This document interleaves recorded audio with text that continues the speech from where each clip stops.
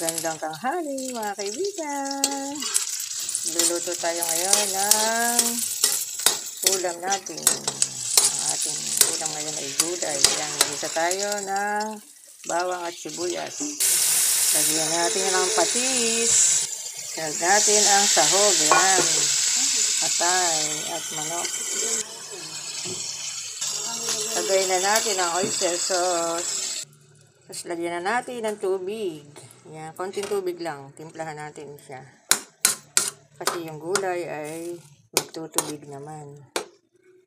Yan, pakuluin natin. Ayan, kumukulo na siya. Lagyan na natin ang gulay.